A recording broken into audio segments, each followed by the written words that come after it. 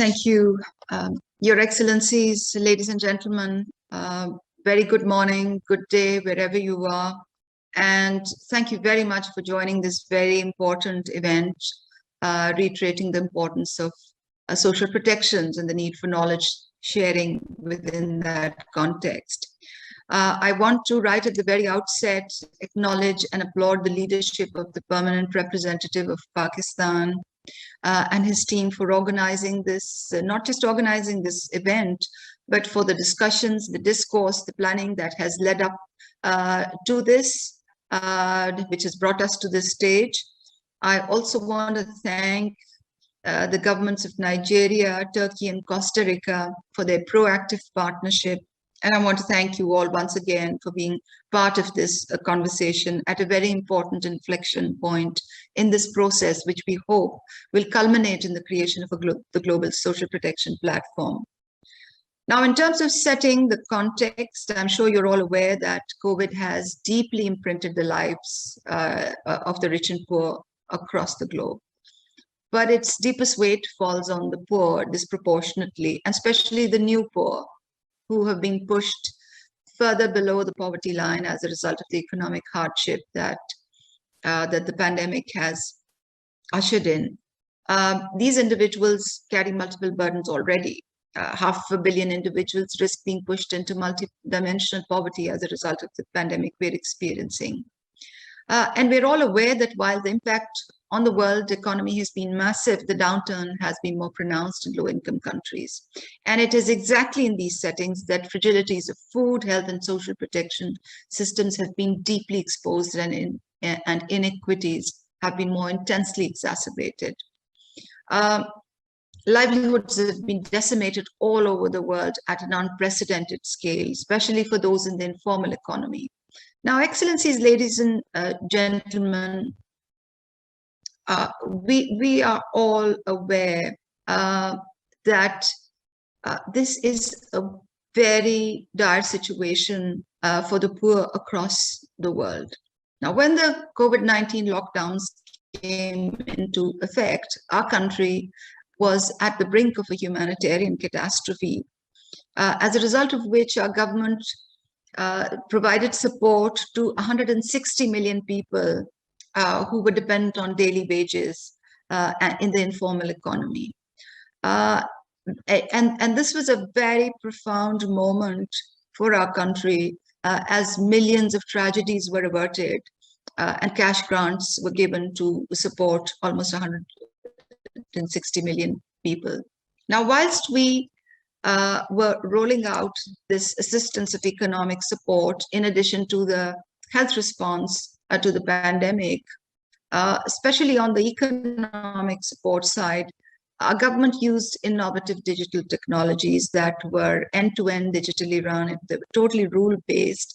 And it was total out-of-the-box thinking that we deployed in terms of implementation to disburse about $1.25 billion in an environment of uncertainty and in a context where the situation was changing.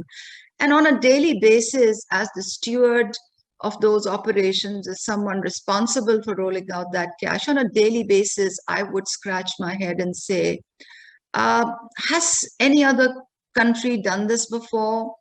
I wonder what other countries of the world are doing at this point.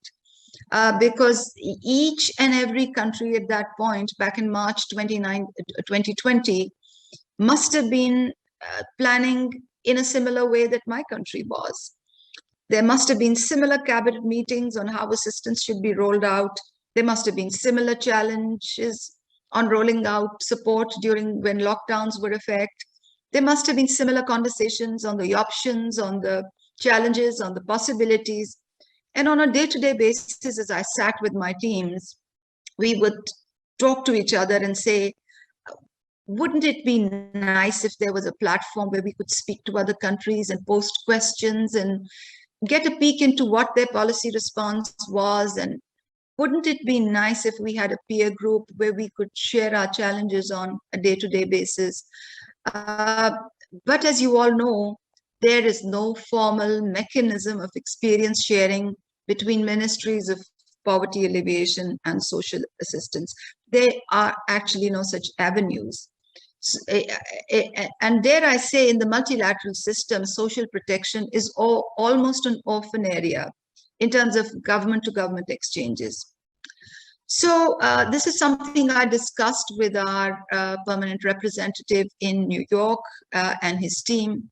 And we started once the first wave of the pandemic was behind us, once Pakistan had successfully distributed the cash assistance, the first wave of cash assistance.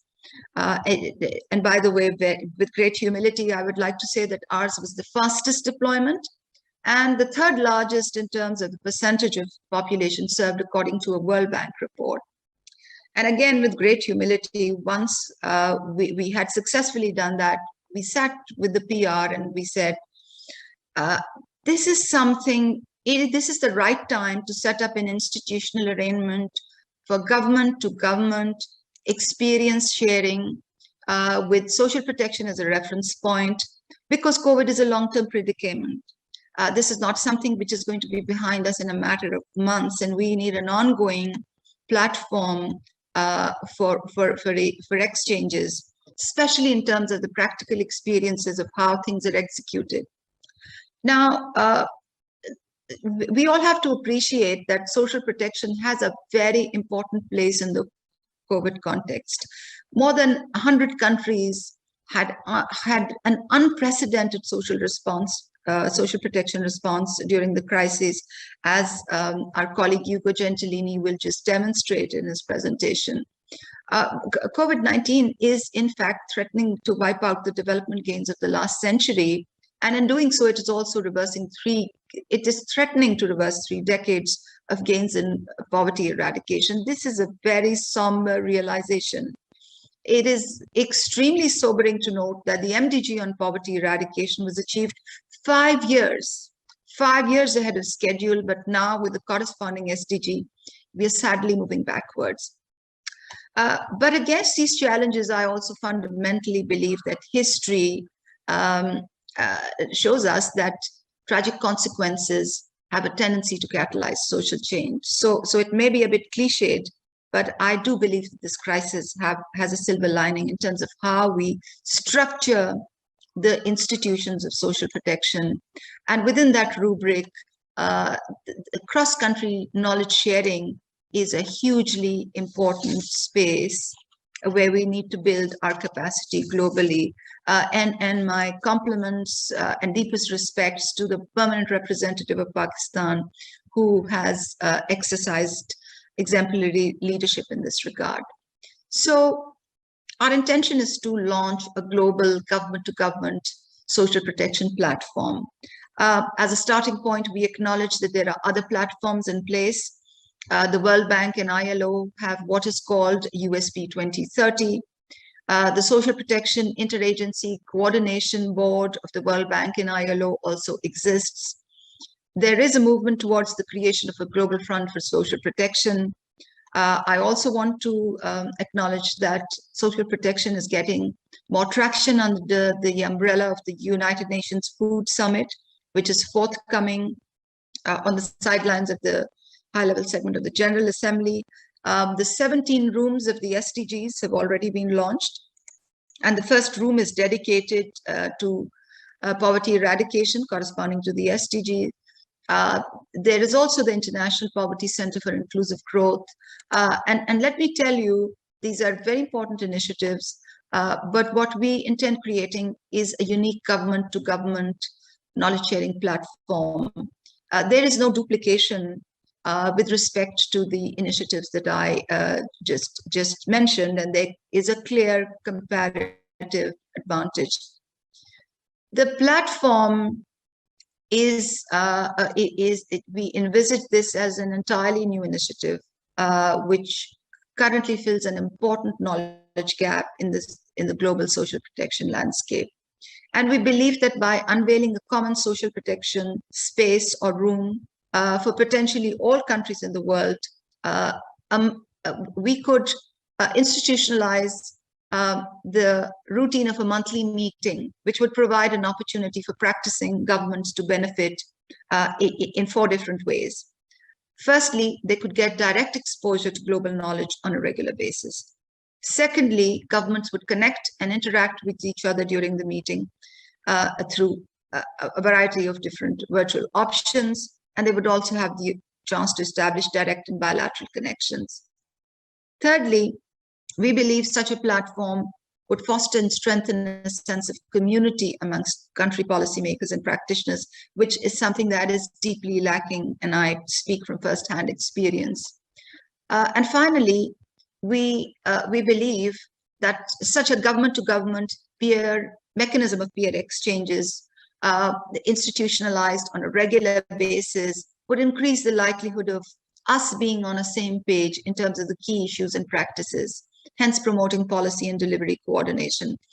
We are all aware that as ministers of social protection, and we have to constantly ask our ministries of finance for budgets. All of us have to go to cabinets making the case that social protection is not just a nice thing to have, that it deeply affects lives and livelihoods, that it's one of the most important contributions to promoting healthcare, to improving education outcomes and nutrition outcomes, and that social protection also has economic multiplier effects. Wouldn't it be nice if we could all rally together and have one voice as social protection ministers, and then coordinate amongst ourselves as to how we would make a stronger case to our respective finance ministers and cabinet colleagues? So, and the initiative is predicated on these 4 assumptions.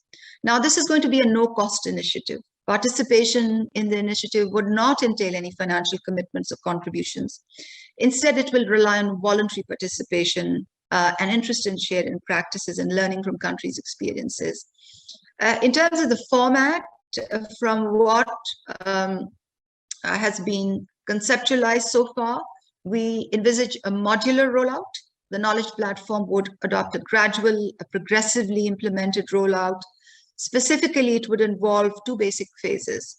The first stage would represent the platform's core backbone, and it would entail a monthly meeting connecting government representatives virtually. And over time, such a meeting could then be complemented by a second phase entailing an array of knowledge management activities like a resource repository or an e-library, and the availability of further products could be distilled and curated based on the inputs of member states and based on what the member states thought was useful for them.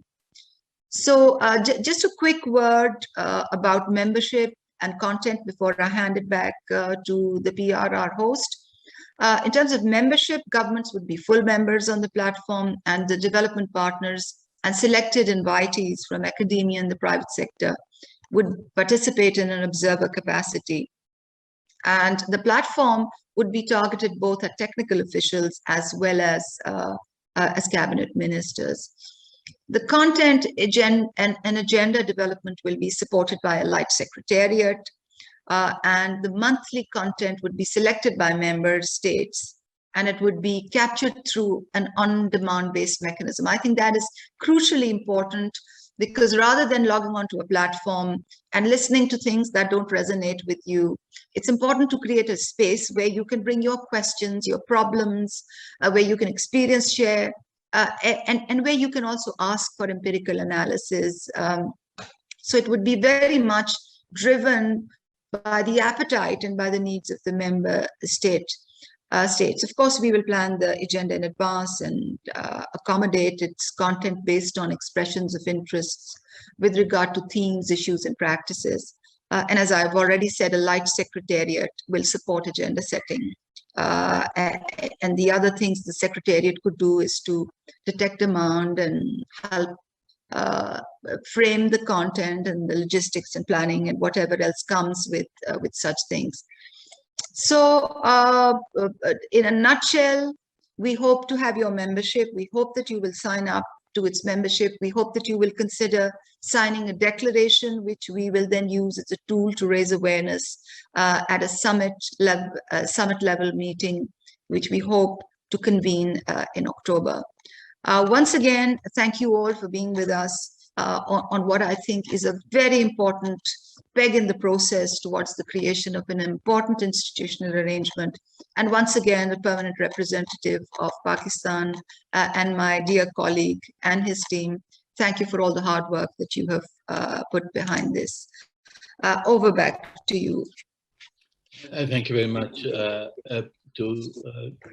Pakistan Minister, and thank you for those kind